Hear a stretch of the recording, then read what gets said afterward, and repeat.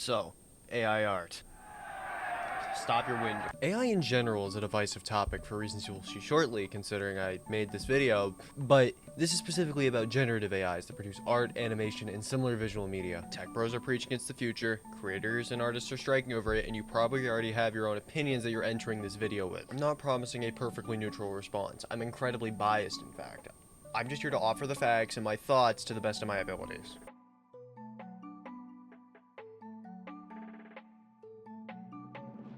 One of the things we need to get out of the way first is how AI works in the first place. AI is built using two core components: the bot itself, training data, and also trial and error. That's three. The training data is vaguely what the AI is trying to recreate. Say the bot has to sort images of some sort, then it'll learn to figure out what features in an image are similar, like faces for example. This is how your phone could sort images together, like using data like who's in a photo, where it was taken, what's in the picture that's relevant. An image generation AI takes in the training data and attempts to recreate what it saw by looking at the data and trying to recreate the common patterns it saw. First, the bot isn't very good at this, creating what is essentially just noise based on the data it read. So the bot is then tweaked at random and it tries again. This process repeats through many failures and minor improvements until it creates something that looks like the training data. The AI has now established its neural network, which can take input, do wizardry to it, and then produce an output. In my explanation of how that tech works, you probably heard me mention training data, because that was the point of that paragraph. There needs to be a lot of training data if you want whatever the learning algorithm regurgitates to be even halfway legible. In a perfect world, the AI owner would pay people to create animations or license animators to use its training data, meaning that all the data would be obtained legally with the creator's consent. However, if the recent debacle involving Studio Ghibli is anything to go off, these people aren't getting their training data legally. They simply scrape whatever they can get off the internet and use that as training data for their machines. This is a massive slap in the face to the actual creators who are now having their work stolen to create something soulless without compensation.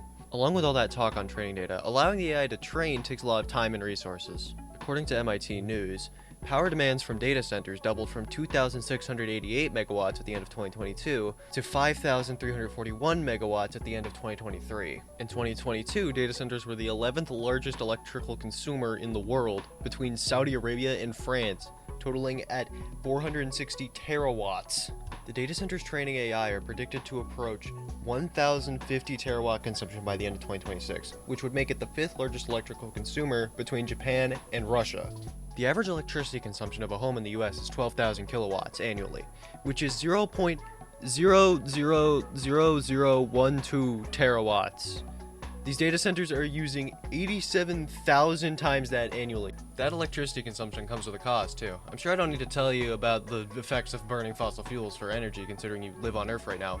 Hopefully. You could be watching this video in 2176 from Mars, I don't know. Aside from the costs of that in terms of burning coal, there's also the cooling of these data centers. These use water cooling because it's pretty effective at keeping the servers from overheating, but the problem is that water boils. It's estimated that an average of 2 liters of water is evaporated per kilowatt hour used by these data centers. Converting that to terawatts, that means that there's 828 billion liters of water used per year. That's roughly 218 billion gallons burned. To summarize, AI data centers are massive resource hogs in terms of natural resources and are accelerating global warming, which is bad actually. The thing about all of this is that consumers generally don't want what the AI is making anyways. I've listened to personal accounts from people working as graphic designers and artists who have claimed that clients will come back after they've had their request fulfilled by someone using AI and asking them to make the design less like an AI would have done it.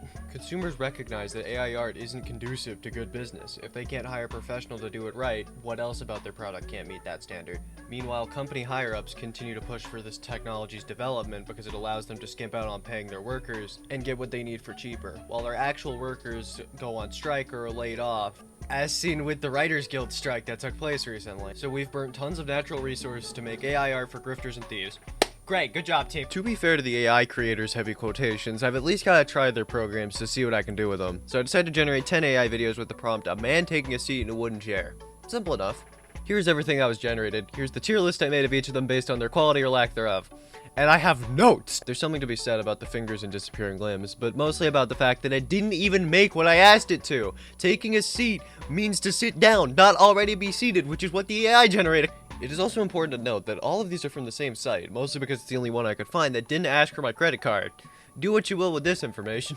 So the reason I actually did this is so that I could use one of these animations as a base for my own animation, which I did. So this is a valid use of AI, right? Using it as a reference to base your own creations on? While that would be true, you could also just do the thing you needed as on your own for reference and just use that. It might take a little longer, but the results will be closer to what you actually wanted. Here, I did it myself with another animation I made. Without the AI, I managed to create a more lifelike motion, because the reference I was using was more lifelike in the first place. Now, seeing that I've managed to make this animation that the AI made without the AI, the logical next question is why people still use AI to make animations. One of the most prominent reasons from these AI artists is the accessibility argument, that people who can't do art normally can now do it because of AI. Now, this argument is what we in the industry call stupid and objectively wrong. Art is fundamentally accessible. You can just stand up and go and grab a pencil and some paper and just start drawing. Is it easy? No. It's not going to be easy or fast like AI can offer, but it'll be better than whatever a neural network can give you. I drew a little guy sitting next to a tree. All you need to make something look nice is time and practice. Hard work is always accessible. For example, look at Chuck Close, a man who was born with a condition that kept him bound to a wheelchair, had face blindness, and later had a seizure that paralyzed him from the neck down. And he still kept painting highly realistic paintings anyways. He had everything against him, and he still picked up that pencil. So let's go through what we've covered so far. For the pros, we have how accessible this allegedly is, and for the cons, there's a handful of problems. I really hope I've managed to communicate how AI art is both harmful and unnecessary in its current state. As much as I'd like to hope that this technology will improve on these shortcomings and become less about doing the work for us, but rather about being a guiding influence on our work, I doubt that will really happen, especially with how people in the industry are trying to use and push AI right now.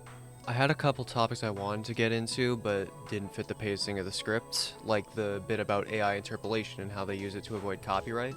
I'd recommend Noodle's video Smoother Animation Does Not Equal Better Animation for this topic, even if it is a bit outdated by his own words. Going off the script here for a little bit, I think that my issue with AI isn't its environmental factor or its redundancy. I think it's about just that it's a bad show of character. It just shows that you're lazy and aren't willing to put in the effort to make a good product and would rather have the fast track, and I don't think that reflects very well on the person who's using this tech. Thank you for putting up with my inane ramblings about things I don't really like, and I don't know.